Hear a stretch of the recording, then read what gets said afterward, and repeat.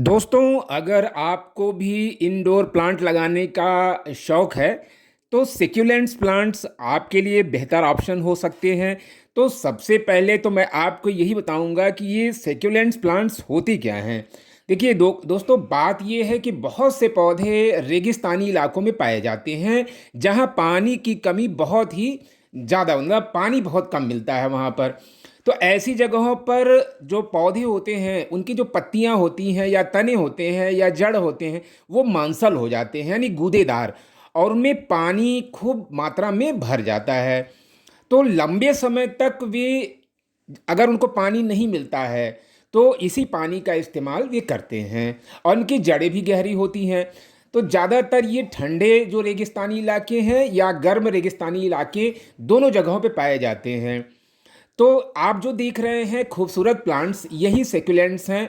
और कुछ सेक्युलेंट्स तो हम अपने गार्डन में कॉमनली रखते ही हैं, जैसे एलोवेरा है ना, ये भी सेक्युलेंट्स ही है, क्योंकि अगर आप उसको कट करते हैं तो उसमें ढेर सारा वाटर कंटेंट मिलता है।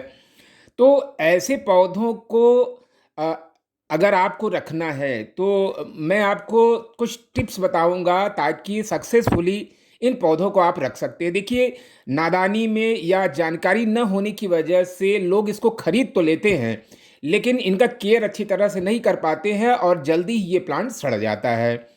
तो दोस्तों, आज मैं आपको कुछ टिप्स बताऊंगा। तो इसमें सबसे पहला टिप्स तो यही है कि जब भी इसके पौधे को लगाएं, तो इसकी जो सॉयल मिक्सचर है उस पर विशेष ध्यान आपको देना चाहिए। सॉयल मिक्सचर आपको उसी तरह का होना चाहिए जैसे कैक्टस का होता है। वास्तव में देखिए, होता यह है ना कि हमें इन पौधों को वही वातावरण देना है, वही परिस्थितियां देना है जैसा ये ओरिजिनल कंडीशन में पाए जाते हैं। तो ये सक्सेसफुली आप आगे बढ़ते हैं। तो हालांकि इनकी बहुत केयर नहीं करनी पड़ती है, लेकिन थोड़ा सा ध्यान देने पर ये बहुत आराम से आपके इंडोर प्लांट्स में खूबसूरती को बढ़ा सकते हैं। नॉर्मली लोग इसको अपने जो मेज वगैरह पे रखते हैं, ऑफिस में रखते हैं। तो ये तरह तरह के प्लांट, जैसे ये ड्रेसेनिया है, तो ये प्लांट जो है बहुत ही कॉमन रूप से लोग अपने घरों में रखते हैं। बहुत कम पानी की ज़रूरत इनको पड़ती है। पहली चीज़ तो जो मिट्टी की बात मैंने किया, तो इसको एकदम कंकरीली मिट्टी जिसमें प्यूमिस स्टोन की मात्रा ज़्यादा हो, तो उसको लगा के रख सकते हैं। मिट्टी की मात्रा आप कम से कम रखें, क्योंकि पानी अगर थोड़ा पड़ भी जाए ना, तो वो रुकना बिल्कुल नहीं चाहिए।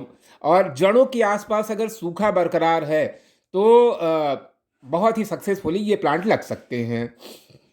तो मिट्टी की मैंने बात किया कि मिट्टी जो है बहुत ही वेल ड्रेन्ड सॉइल वाली होनी चाहिए। जैसे आप देख रहे हैं, ये अडेनियम है। अडेनियम हम लोग बहुत ही कॉमनली इसको अपने घरों में, अपने गार्डन में रखते हैं। तो इसका आप कोटेक्स देखिए, इसका कोडेक्स कितना मोटा हो गया है। तो इसी कोडेक्स में ही तो इसका जो वाटर कंटेंट होता है वो पूरा का पूरा भरा रहता है। और जैसे कैक्टस है, तो कैक्टस की जो तने होते हैं ना, तो वो ठीक हो जाते हैं। और वास्तव में फोटोसिंथेसिस भी उन्हीं से ही हो पाता है। तो दूसरी चीज़ जो हमें ये करनी है, वो ये है कि इन पौधों को प्रॉपर धूप की ज़रूरत होती है। लेकिन अगर कुछ सेकुलेंट्स ऐसे होते हैं जिनको आप जो है हल्का छांव या हल्का धूप, यानी थोड़ा सा मिक्स करके कुछ देर छांव में कुछ देर धूप में, इस तरह करके रखें, तो बहुत सक्सेसफुली चलते हैं। अडेनियम के लिए तो खूब जम के धूप भी मिलेगी तो भी ये चलेगा। लेकिन जैसे ये एलोवेरा है, अगर आप इसको बहुत तेज़ धूप में रखेंगे ना, तो ये ऊपर से इसका टिप्स जो है वो सूखने लगता है। तो इस बात का ध्यान रखिए कि सेक्युलेंट्स में भी हर प्लांट को अलग अलग धूप की ज़रूरत होती है। तो ये देखिए, वाटर कंटेंट इन पौधों में किस तरह से होता है। तो आप आपके यहाँ ये एलोवेरा तो होगा ही, तो आप इसको इस तरह से अगर काटेंगे तो देखिए इसमें कितना पानी का कंटेंट है।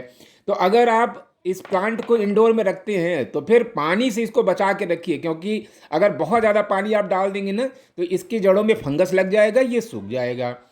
तीसरी चीज़ ये है दोस्तों कि सिंचाई की बात हो गई, मिट्टी की बात हो गई। अब इसमें जैसे जाले वगैरह लग जाते हैं या मकड़ी, मिली बग्स वगैरह लग जाते हैं, तो इनके लिए एक बहुत अच्छी चीज़ है, आइसोप्रोपिल एल्कोहल आप ले लीजिए और उसकी कुछ बूंदें 1 लीटर पानी में डाल करके स्प्रे कर दें। और जैसे ये कैक्टस है, तो कैक्टस में तो जल्दी कीड़े लगते ही नहीं हैं, लेकिन हाँ, जो मकड़ी के जाले हैं वो इसमें लगने लगते हैं। तो कैक्टस को तो आप भरपूर धूप में रखिए, कोई दिक्कत नहीं है, इसको बहुत भरपूर धूप चाहिए ही। और लेकिन ध्यान रखिए कि पानी का कंटेंट जो है बचा करके रखिए, पानी से इसको बचाइए। बरसात के दिनों में पानी बरसता है तो ऐसे पौधों को आप थोड़ा सा शेडिंग एरिया में रख दीजिए, लंबे लंबे समय तक पानी बरसता रहता है। अच्छा, पत्तियों को आप जो आपने अपने ऑफिस में रख रखा है जिस सेकुलेंट्स को, इनकी पत्तियों को आइसोप्रोपिल एल्कोहल या नीम ऑयल से, या जो गार्डन वाले जो सोप होते हैं उनका, उनसे जो है हल्का हल्का उनकी पत्तियों को साफ कर दें। और दोस्तों, जैसे ये है स्नेक प्लांट है जिसको सेंसिवेरिया भी कहते हैं, इसको बहुत तेज़ धूप पसंद नहीं है, धूप में रखिए लेकिन बहुत तेज़ धूप पसंद नहीं है। इंडोर प्लांट है, अंदर रखिए, पानी बिल्कुल, मिट्टी को बिल्कुल सूखा रहने दीजिए, तब आप देखिए कितना बढ़िया ये ग्रोथ करते हैं, बहुत अच्छा चमकदार इनकी पत्तियाँ होती हैं। कभी कभी आप इनको बस धूप में रख दिया करिए।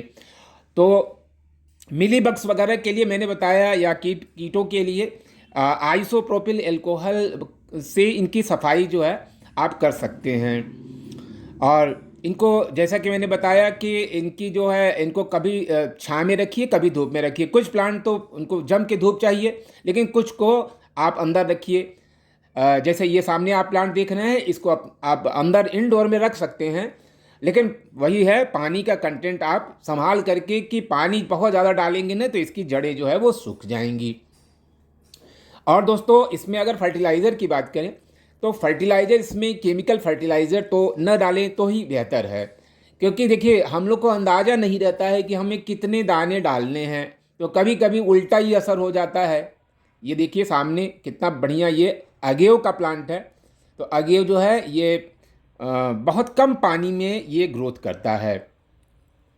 तो जैसा कि मैं बता रहा था फर्टिलाइज़र के बारे में, तो फर्टिलाइज़र आप जैविक फर्टिलाइज़र नहीं, ऑर्गेनिक फर्टिलाइज़र डालिए, और समय समय पर इसकी जो है पत्तियों की सफाई करते रहिए, कीड़ों को ध्यान से देखते रहिए कि कीड़े न लगें। और हमारे घरों में तमाम प्लांट, जैसे ये देखिए, ये है ऑरिगेनो है, ये भी एक तरह का सिकुलेंट्स ही है। तो दोस्तों, आज मैंने कुछ आपको सिकुलेंट्स के बारे में टिप्स बताया। उसमें है पानी का कंटेंट कम रखना, मिट्टी जो है पोरस होनी चाहिए, जिसमें कंकड़ीली मिट्टी होनी चाहिए, और मिलीबग्स वगैरह के लिए आइसोप्रोपिल एल्कोहल या नीम ऑयल का प्रयोग करें। फर्टिलाइज़र के रूप में आप जैविक फर्टिलाइज़र इस्तेमाल करें, और ध्यान रखें कि कीड़े मकोड़े या मकड़ी के जाले इनमें तो नहीं लग रहे हैं, अगर लग रहे हों तो इनकी सफाई कर दें। तो ये वीडियो आपको कैसा लगा दोस्तों, तो मिलते हैं एक बार फिर से। Thanks for watching.